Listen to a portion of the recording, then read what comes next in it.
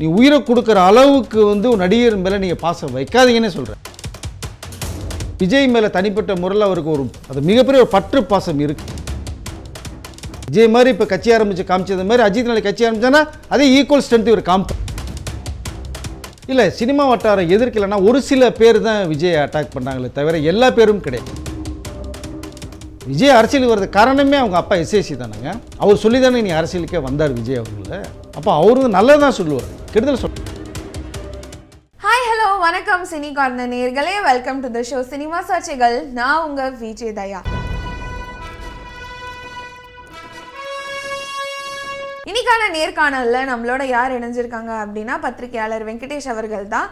அஜித் குமார் அவர்கள் பத்தி பல விஷயங்கள் பேச போறோம், வாங்க அவரை சந்திக்கலாம். வணக்கம் சார், எப்படி இருக்கீங்க? வணக்கம், நல்லா இருக்கேன்ப்பா. ஸோ ரீசெண்டாக பார்த்தீங்கன்னா அஜித் குமார் அவர்கள் நியூஸ்லேயே வந்து இருந்துட்டு இருக்காங்க. ஸோ ஃபர்ஸ்ட் அவர் வந்து விஜய்க்கு ஆதரவு தெரிவிச்சிருக்காரு கரூர் ஸ்டாம்பீட்ல, அதை பற்றி இல்லை நல்ல சரியான நேரத்தில் சரியான ஒரு டேயில் வந்து அவர் நேற்று இது பேசுனது வந்து உண்மையிலே வரவேற்கத்தக்க ஒரு விஷயம். அவருடைய பார்வை எப்போயுமே கொஞ்சம் வித்தியாசமாக இருக்கும். சமூகத்துக்கு என்ன தேவை, ஏன்னா அவருடைய ரசிகர்களே அவர் கரெக்டான ரூட்டில் போகணுன்னு தான் அவர் வார்னிங்கே பண்ணுவார். உங்களுக்கு சரியான பாதையில் போகலைன்னா நீங்கள் எனக்கு ரசிகர்கள் இருக்க வேணாம்னு சொல்கிறார். சமீபத்தில் கூட பார்த்தீங்கன்னா திருப்பதி கோயில் போயிட்டு வரும்போது தலைன்னு கத்தும்போது கூட கையாலே வார்ன் பண்ணார், இது கோயில் கத்தக்கூடாது வார்னிங் அப்படின்னு மாதிரி. இப்போ ரசிகர்கள் கேட்குறாங்க அந்த அன்பு கட்டல் இது வேணான்னு, பார்வையே ஃபயராக இருக்குது. அப்போது தன்னுடைய ரசிகர்களை வந்து சரியான பாதை கொண்டு போகணுன்னு பார்க்குறாரு. இந்த மேட்ரு பேசுனது கூட விஜய் அவர்களுக்கு வந்து மிகப்பெரிய நட்பு வட்டாரத்துக்குள்ளே இருக்கிறவங்க. நீங்கள் வெளியில் தான் படங்கள் இருக்குது, போட்டி நீயா நான் போட்டி இருக்குது, ரசிகர்கள் மத்தியில் எங்கள் தலை படம் ஒன்று எங்கள் தளபதி படம் ஒன்று, அதெல்லாம் ஒரு ஆரோக்கியமான போட்டிகள். ஒருத்தர் படம் ஓடணும்னு செய்கிறது வந்து செலிப்ரேட் பண்ண தவறே கிடையாது. அவர்களுக்குள்ளே வந்து ஒரு ஃபேமிலி ஃப்ரெண்ட்ஸில் ஒரு நல்ல நட்பு இருக்குது, அந்த அன்பு இருக்குது.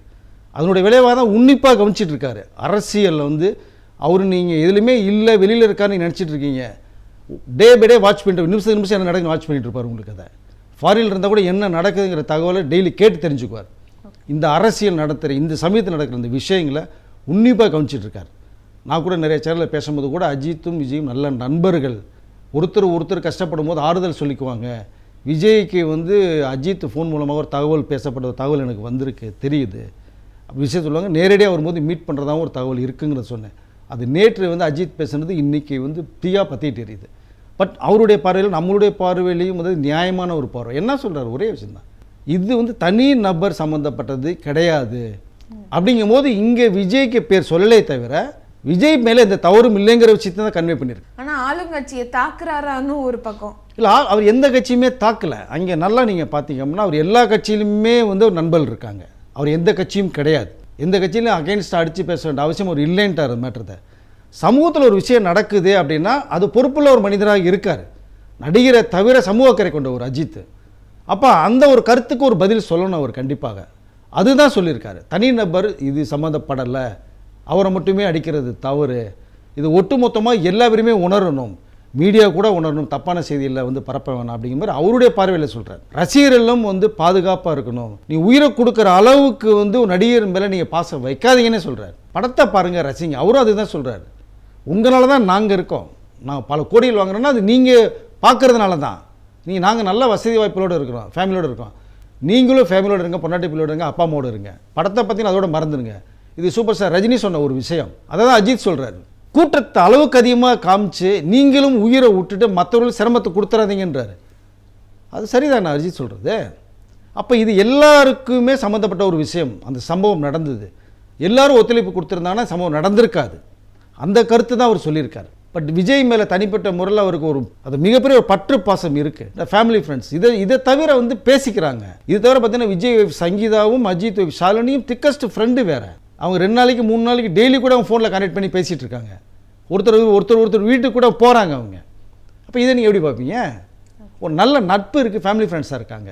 பட் நேற்றைய சொன்ன அந்த ஒரு விஷயம் உண்மையிலேயே சரியான நேரத்தில் விஜய்க்கு ஒரு ஆறுதலான ஒரு விஷயத்தை தான் அஜித் சொல்லியிருக்கேன்னு தான் நான் நினைக்கிறேன். ஓகே, ஸோ நட்பு ரீதியாக தான் இவர் ஆதரவு தெரிவிச்சிருக்காரா?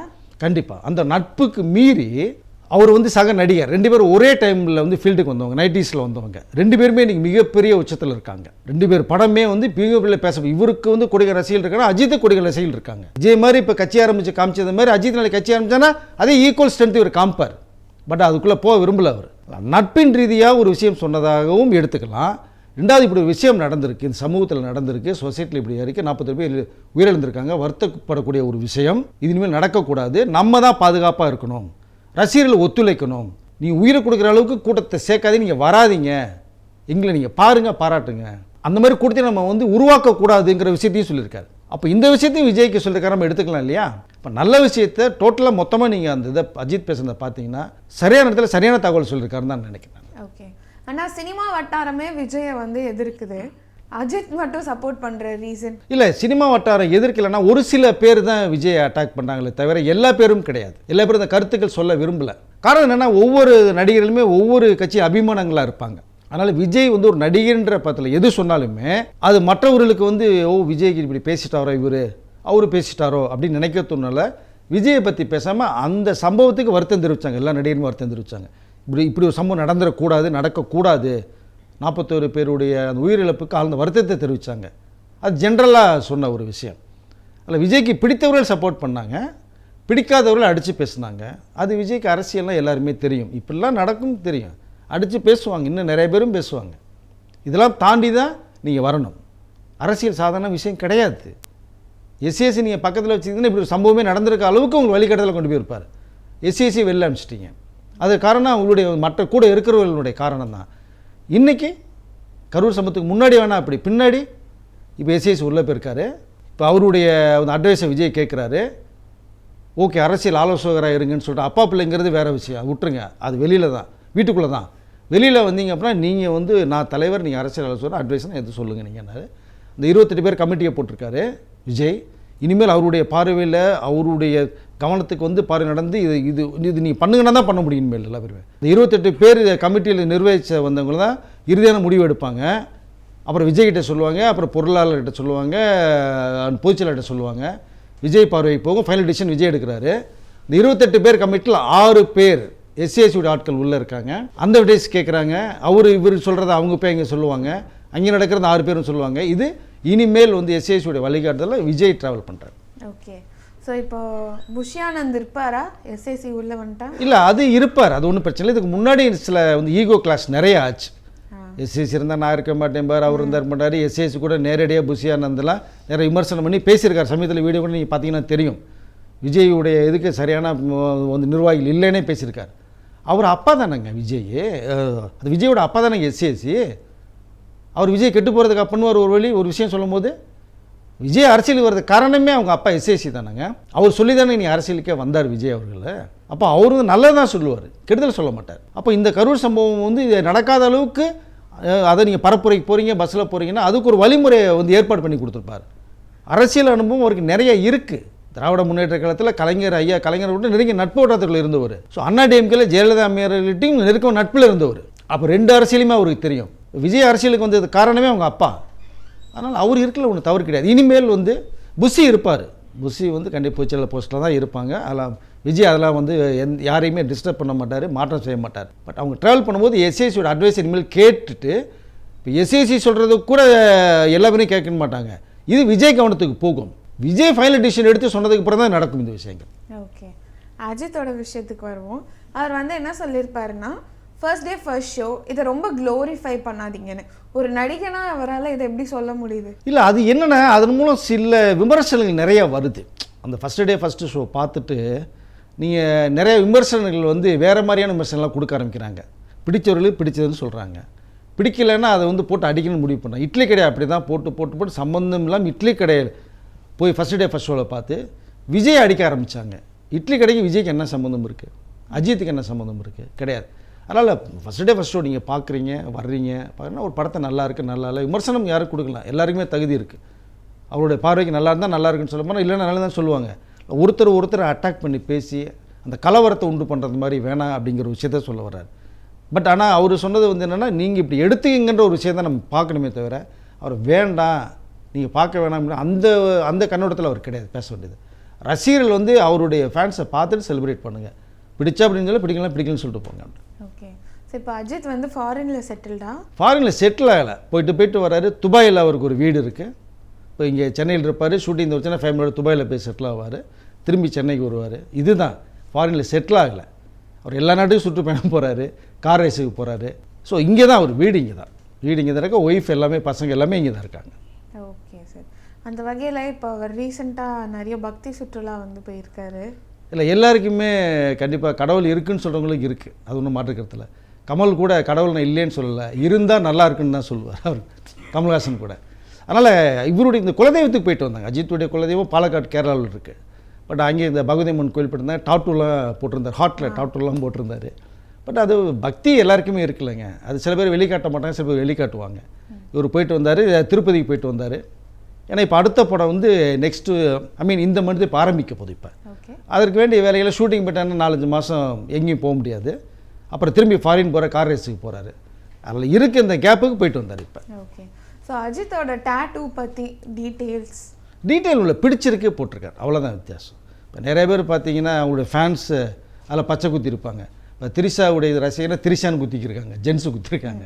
பட் பிடித்தவர்களுக்கு அது அவருக்கு அந்த அவர் இந்த குலதெய்வம் ரொம்ப பிடிச்சிருந்த ஒரு விஷயம் இருந்தது, அதனால் அது வந்து போட்டிருக்காங்க, அவ்வளோதான். அப்படி தான் நம்ம ஈஸியாக எடுத்துக்க வேண்டியதான். ஓகே. அண்ட் அவரோட அடுத்த படம்க்கான அப்டேட் வந்து ஆதி கூட தான் பண்ணுறாரு. ஆமாம், அது கன்ஃபார்ம் ஆகி ஸ்கிரிப்ட் எல்லாம் முடிஞ்சு அது ஏற்கனவே 6 மாதத்துக்கு முன்னாடியே ஆதிக்க உட்கார வச்சுட்டாங்க. பக்கா ஸ்கிரிப்ட், அருமை. குட் பேடை விட 10 மடங்கு அதிகமாக இருக்கும். ஒரு மாஸ் அஜித்தை நீங்கள் பார்க்கலாம். பட் இப்போ அநேகமாக இந்த வீக் வந்து உங்களுக்கு பூஜையோட ஷூட்டிங் ஆரம்பிக்க போகுது. டைட்டிலையும் ஃபிக்ஸ் பண்ணிட்டாங்க. அந்த டே பூஜை போடும்போது டைட்டிலோட இந்த படம் ஆரம்பிக்க போகுது. ஒரு 4 மந்த்ஸ் தான் ப்ராஜெக்ட். பிப்ரவரி வரைக்கத்தோடு இந்த படத்தை முடிச்சிடலான்னு சொல்லிட்டு ஏக்தமே ஷூட்டிங் ஆரம்பிக்கிறாங்க. மற்ற வந்து ஹீரோயின்ஸ் எல்லாமே கமிட் பண்ணிட்டுருக்காங்க. அனிருத் மட்டும் உள்ளே வந்திருக்கார் இப்போ. ஸோ ரோமியோ பிக்சர்ஸ் ராகுல் தான் அந்த படத்தை தயாரிக்கிறாரு. சம்பளம் எல்லாம் பேசப்பட்டிருக்கு, எல்லாமே நல்லா ரொம்ப ஹாப்பியாக இருக்காங்க. அநேகமாக மே 1ஆம் தேதி அஜித்துடைய பிறந்தநாள் அன்று இந்த படம் வர்றதுக்கான வாய்ப்புகள் நிறையா இருக்குது நெக்ஸ்ட் இயர். Okay sir. இப்போது அஜித்தோட கிட்ஸ் அண்ட் ஷாலினி அவங்கெல்லாம் என்ன பண்ணிகிட்டு இருக்காங்க? ஒன்றும் இல்லை, ரொம்ப ஹாப்பியாக இருக்காங்க. ஜாலியாக படத்துக்கு போகிறாங்க, கோயிலுக்கெல்லாம் போனாங்க. அங்கே போகும்போது அவங்களுக்குள்ள அந்த லவ்பல் எப்படிங்கிறது தெரியும். ஒய்ஃப் மேலே எந்த அளவுக்கு நீங்கள் அஃபெக்ஷன் வைக்கணும் அப்படிங்கிறத ஃபேன்ஸுகளுக்கு நிறைய விஷயங்கள் சொல்லியிருக்காரு. நீங்கள் வீடியோ மூலம் பார்த்தாலும் நிறையா தெரியும். அவர் ஒய்ஃப் அது வரைக்கும் ஷாலினின்னு கூப்பிட்டதே கிடையாது. அவர் ஃபோனில் பேசினா டார்லிங்னா கூட, என்ன டார்லிங் சாப்பிட்டியா எப்படி இருக்கா அப்படின்னு தான் ஷாலினி கேட்பார். அந்தளவுக்கு ஒரு லவ்பல் பேசுகிறார். ஃபேமிலியில் ரொம்ப அட்டாச்மெண்ட் உள்ளவர். அதை தான் அவர் என்ன சொல்கிறார், ரசிகர்கிட்ட அதை தான் சொல்கிறார். நீங்கள் ஒய்ஃப் கல்யாணம் ஆகிடுச்சுன்னா ஒய்ஃபுடையும் பசங்கள்ட்டையும் ரொம்ப அட்டாச்சாக இருங்க, லவ்பலாக இருங்க, பேரண்ட்ஸ்ட்டு இருங்க அப்படிங்கிறது சொல்லு. ஏன்னா அவர் நான் இப்படி தான் இருக்கேங்கிறத அது ரசிகர்கள் சொல்ல வர்றார். ஓகே. ஸோ இப்போ அவரோட ரேசிங் பயணம் அதை பற்றி. ரேசிங் கிட்டத்தட்ட பண்ணி 3 தடவை வின் பண்ணாங்க. இந்தியாவுக்கு மிகப்பெரிய பெருமை சேர்த்து கொடுத்துருக்காங்க. இந்த ஷூட்டிங் முடிச்சிட்ட உடனே திரும்பி போகிறார். அவருக்கு அது ஒரு கண், சினிமா ஒரு கண். அதனால் அதை விட்டு இதுக்கு வேணால் வரமாட்டார், இதை விட்டு அதுக்கு மட்டும் முன்னே போக மாட்டார். ரெண்டுலேயுமே இருப்பார். இது வந்து இந்திய லெவலில் மிகப்பெரிய விஷயமாக நான் பார்க்குறேன். எந்த நடிகர் இந்த கார் ரேஸில் போய் பண்ணியிருக்காங்க, அது தன்னோட உயிருக்கு கேரண்டி கிடையாது. 3 தடவை 4 குட்டிக்கர் நடித்தார் அவருடைய காரில். அதில் எதுவும் ஆச்சுன்னா என்ன பண்ணியிருக்க முடியும்? பட் அது இல்லை, என்னுடைய லட்சியம் இது. ஒவ்வொருத்தரும் லட்சியம் இருக்கும். அதில் கார் ரேஸில் அவர் பைக் ரேஸ் அவருக்கு இருக்குது. அதனால் அது தொடரும், அது ஒரு முற்றுப்புள்ளி வைக்கவே மாட்டார். ஓகே. ஆனால் வந்து அவ்வளோ நல்ல விஷயங்கள் சொல்கிற அஜித் வந்து ரேசிங் அப்படின்னாலே பெட்டிங், கேம்பிளிங் எல்லாம் ரேசிங்குள்ளே வரும்ல, அதை அவர் போர்ட்ரே பண்ணுறாரா அப்படின்ற மாதிரி இருக்குது. அது வெளியில் வேணால் இருக்கலாம், இவருடைய கேமில் கிடையாது. கேம்பிளிங் இவருடைய கேமில் கிடையாது. இவர் நம்ம இந்தியா சார்பாக கலந்துக்கிறாரு. அது கிட்டத்தட்ட ஒரு 3 டைம்ஸ் வந்து இந்தியாவுக்கு பெருமை சேர்த்துருக்காரு. ஒரு நடிகராக இருந்து நீங்கள் அதுக்குள்ளே ஒரு கார் ரேஸ் உள்ள ஒரு வீரன்னா நீங்கள் பாராட்டலாம். சின்னதுலேருந்தே ட்ரைனிங் எடுத்துகிட்டு பண்ணியிருப்பான்னு. இவர் பல கோடிகள் வாங்கிட்டு இருக்காங்க. 185 கோடிங்க சம்பளம் அடுத்த படத்துக்கு. அவர் ஜாலியாக பல கோடிகள் வச்சுட்டு ஃபாரின் போகிற சுற்றலாமே. வாழ்க்கை அது இல்லை. சில விஷயங்கள் ஒரு மனிதன் ஒவ்வொரு விஷயங்கள் இருக்கும். பட் இவருடைய அந்த கார் ரேஸில் அந்த கேமில் கேம்பிளிங் கிடையாது. Okay sir. ஸோ அஜித் பற்றி நிறைய விஷயங்கள் வந்து நீங்கள் ஷேர் பண்ணியிருக்கீங்க, அதுக்காக ரொம்பவே நன்றி சார். மீண்டும் அடுத்த நேர்காணலில் வேறு ஒரு சுவாரஸ்யமான டாபிக் பற்றி பேசுவோம். நன்றி. மீண்டும் இன்னொரு சினிமா சர்ச்சைகள் எபிசோடில் உங்களை வந்து சந்திக்கும் வரை this is Vijay Daya signing off.